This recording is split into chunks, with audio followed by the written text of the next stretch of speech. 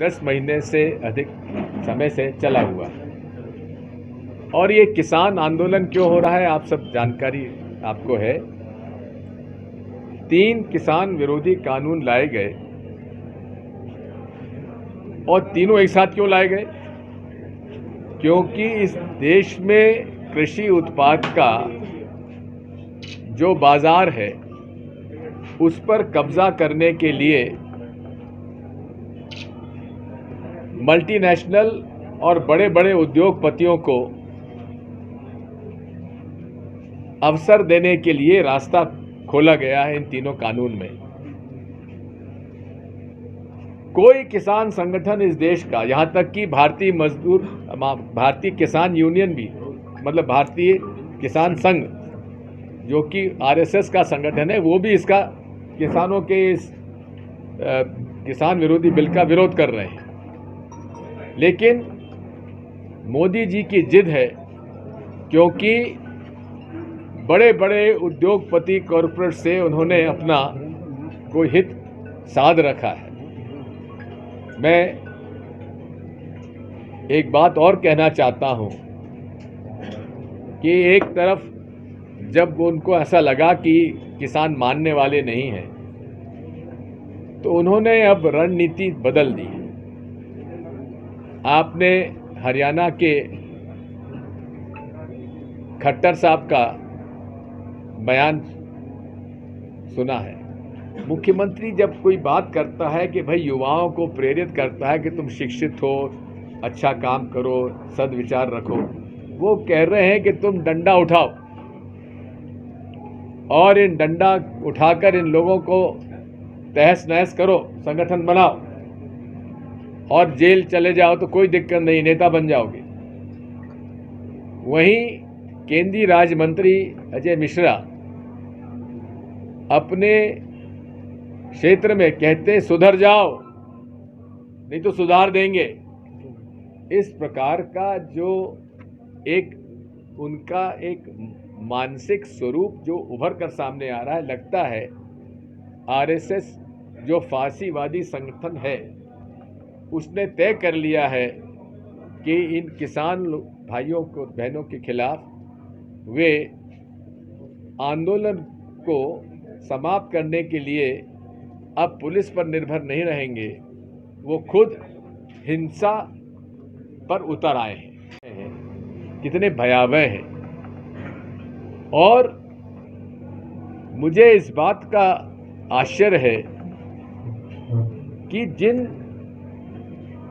लोगों ने शांति प्रिय किसानों के ऊपर गाड़ियां चढ़ा दी, कुचल दिया, एफआईआर दर्ज कर ली, गिरफ्तार नहीं किया। नरेंद्र मोदी जी किसी को चोट लग जाती है उंगली में, उस पर भी ट्वीट कर देते हैं। लेकिन 4 किसानों को भारतीय जनता पार्टी के नेताओं ने कुचल दिया, एक शब्द उनकी तरफ से नहीं आया, एक ट्वीट उनकी तरफ से नहीं आया। ये मैं इस बात के लिए नरेंद्र मोदी जी की निंदा करता हूं, और कितनी किसान विरोधी मानसिकता से ये ग्रस्त हैं, ये इससे साबित होता है। प्रियंका जी क्या चाह रही हैं? वे शोक संतप्त परिवारों से मिलना ही तो चाह रही हैं, अपना दुख जताने के लिए जाना चाह रही हैं, तो उसमें क्या ऐतराज है?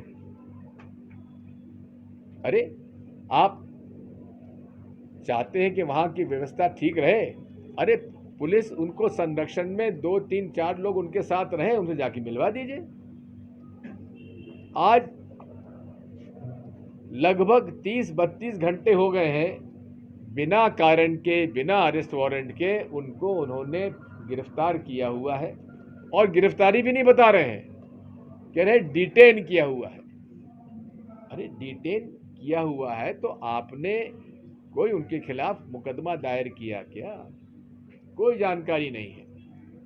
पूरे तरीके से अवैधानिक रूप से ये उनको रोका गया है, उन्हें तत्काल रिहा किया जाए। और आज प्रियंका जी ने ठीक कहा है कि प्रधानमंत्री जी आप जो देश में आज़ादी की लड़ाई की बात कर रहे हैं, आज देख लीजिए क्या ये आज़ादी की लड़ाई लोगों ने इसलिए लड़ी थी कि जिंदा लोगों को कुचल दिया जाए।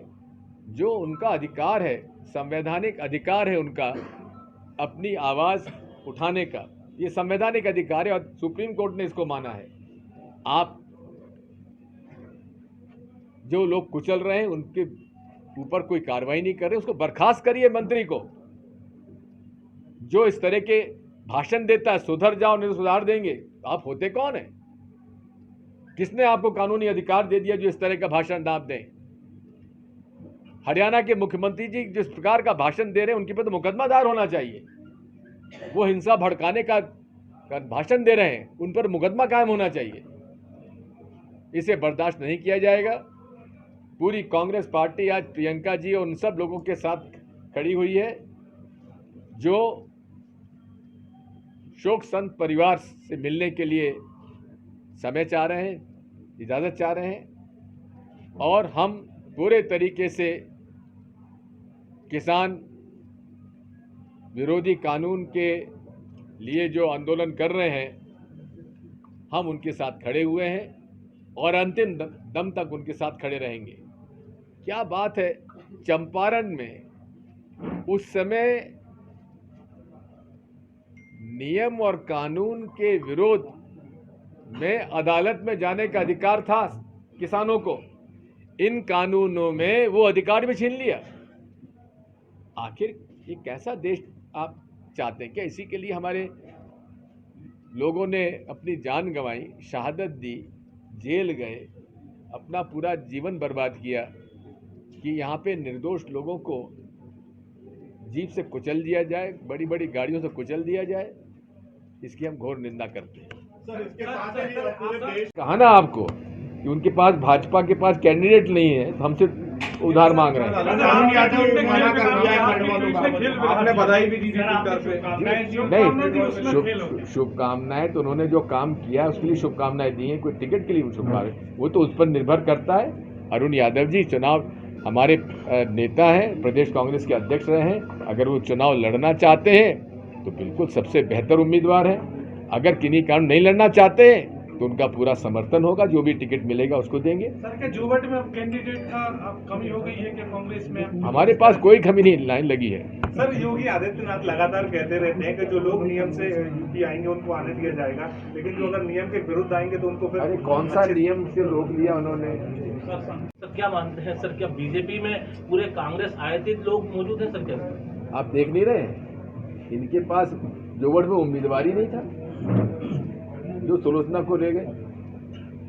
आपने सरकार गिराने में किसकी मदद मिली है? कोई भाजपा ने गिराई सरकार? जनता ने कांग्रेस को चुना, कांग्रेस से वो खरीद लिया, सरकार गिरा दी। यूपी में क्या सियासी जमीन मजबूत हो रही कांग्रेस की, उसलिए डर रहे हैं योगी आदित्यनाथ, जो जिसके कारण 30 घंटे से आप राजनीति अलग कर दीजिए, क्यों राजनीति डालते हैं इसमें?